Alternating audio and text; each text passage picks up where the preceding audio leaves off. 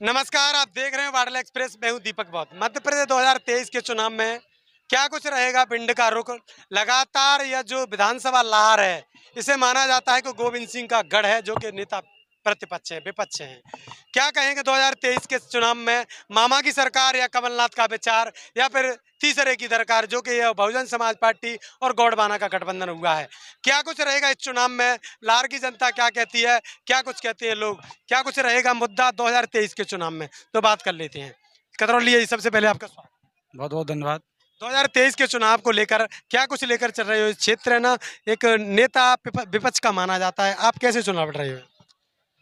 देखिए, यहाँ पे साम दाम दंड की नीति पर जो नेता प्रतिपक्ष हैं डॉक्टर गोविंद सिंह जी, वो पिछले 35 साल से चुनाव जीतते आ रहे हैं। लेकिन बीएसपी यहाँ से हर चुनाव में उनको एक कड़ी टक्कर देती है और कहीं ना कहीं उनको शासन प्रशासन से और बेईमानी के नतीजों से भी चल के उनको जीत मिलती है। तो वो इस बार कुछ ऐसा होने वाला नहीं है, क्योंकि हमारा प्रत्याशी काफ़ी दमदार है और हर कीमत पर और हर स्तर पर उनका डटकर मुकाबला किया जाएगा।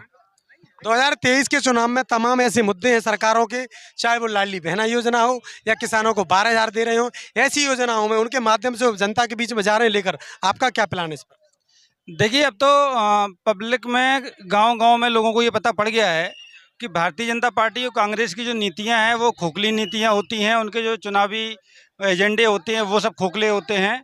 और जो लाडली बहना योजना है, ये तो बिल्कुल वैसे ही है जैसे पिछली बार भी अमित शाह जी ने 15 लाख का एक जुमला फेंका था और बाद में जब लोगों ने कहा कि भाई 15 लाख रुपए नहीं आए, तो खुद अमित शाह ने बोला था ये चुनावी जुमला है। इसी प्रकार लाडली बहना ये चुनाव के बाद सब बंद हो जाने वाला है, ये कुछ नहीं है, महिलाओं को भ्रमित करने का मामला है। दूसरा, अगर वो 1000-1200 रुपये दे भी रहे हैं तो उससे कोई घर गृहस्थी नहीं चलती है, क्योंकि उन्होंने सिलेंडर जो 400 का आता था उसी को 1200 कर दिया है। और तमाम सारी चीज़ें, अभी टमाटर 300 रुपये पे का, अभी प्याज 100-150 रुपये किलो बेच रही है, तो वो तो 1000 रुपये कैसे भी वसूल कर लेंगे, वो जनता उनके भ्रम में आने वाली नहीं है। नेता विपक्ष का ये क्षेत्र है, और कांग्रेस सरकार भी अगर आती है, उनका कहना है कि सरकार लेके आओ तो हम 1500 रुपये लाडली बहना को देंगे, और भी तमाम अन्य योजना है, चाहे वो बिजली घर का मामला हो, अन्य ऐसी योजनाओं के माध्यम से जनता के बीच में जा रहे हैं। कैसे रोक पाओगे? देखिए, अभी हमारी माननीय बहन जी का कार्यक्रम था और माननीय बहन जी ने मंच के माध्यम से सभी लोगों को बहुत अच्छा संबोधित करते हुए जो एक संदेश दिया है कि बहुजन समाज पार्टी कभी भी चुनावी एजेंडों पर विश्वास नहीं करती है, वो करने में भरोसा करती है। माननीय बहन जी की जब यूपी में 4-4 बार सरकार बनी तो उन्होंने कुछ ऐसा करके दिखाया कि आज भी वहाँ की जनता उनको याद करती है। इसी प्रकार मध्य प्रदेश की धरती पर इनके चाहे जितने भी चुनावी मुद्दे हों, ये सब फेलियर होने वाले हैं और जनता सबको दरकिनार करते हुए बहुजन समाज पार्टी को हमारा अपार जन समर्थन देने वाली है। और हमारा प्रत्याशी यहाँ से कम 30,000 वोटों से जीत करके भोपाल जाएंगे, इसे कोई रोक नहीं सकता है। भिंड जिले में क्या कुछ रहने वाला है, कितनी सीटें लेकर आ सकती है बस भिंड जिले से हमारी 5 सीटों पे बहुत अच्छी कड़ी टक्कर है और मैं मानता हूँ कम से कम 3 सीटें हम जीत करके भोपाल जा रहे हैं। इस बार भिंड का जो माहौल है लगातार बदल गया है, पिछड़े और एक और भिंड के जो विधायक थे एक बार चले गए, दोबारा से पार्टी ज्वाइन की है, इस पर भी लोगों को निराशा देखने को मिली है। क्या कहीं पर दोबारा से पार्टी नहीं छोड़ जाएंगे?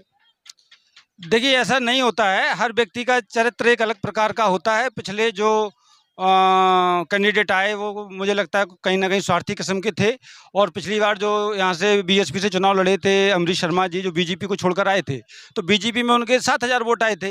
अब 7,000 वोट के चलते उनको उनकी पार्टी टिकट देती नहीं थी, तो उन्होंने सोचा कि बीएसपी से चुनाव लड़के देखा जाए। अब बीएसपी का यहाँ मूल वोट कम से कम 35-40 हज़ार है, तो उनको पिछले चुनाव में वोट मिल गया 30,000 के ऊपर, तो उन्हें लगा कि हम बहुत बड़े नेता बन गए हैं, और उनको पार्टी ने उनको कुछ कैसे भी करके वो टिकट लेकर के आए हैं, लेन देन करके।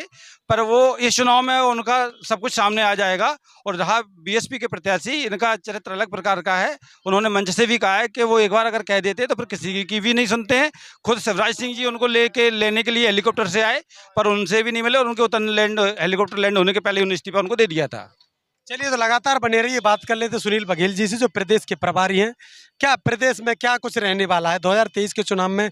प्रदेश में पूरे में कितनी सीटें प्राप्त करने वाली है बसपा? पूरे प्रदेश में, मध्य प्रदेश में हमारी 30 से 35 सीटें आने वाली हैं।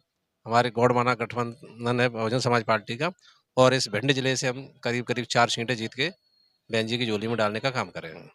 क्या कुछ मुद्दों पर चुनाव लड़ा जा रहा है पूरे प्रदेश भर में? हमारा एक ही मुद्दा होता है, जो संविधान है परम पूज्य बाबा साहब ने बनाया, वो बहुजन समाज पार्टी बनती है। हमेशा हमारे ओबीसी SC ST के जो अधिकार हैं, जो परम पूज्य बाबा साहब ने संविधान में दिए, हमारा संविधान ही मुद्दा है। संविधान को हमें लागू करना है, संविधान में हमारे जो अधिकार हैं उनको लागू करना ही हमारा मुद्दा है। चलिए, तो लगातार बने रहिए 2023 के चुनाव में। आप देखते रहिए वाडला एक्सप्रेस। यूट्यूब पर है सब्सक्राइब करिए, फेसबुक पर है तो फॉलो करिए, इंस्टाग्राम पर भी आप हमें फॉलो कर सकते हैं। देखते रहिए वाडला एक्सप्रेस।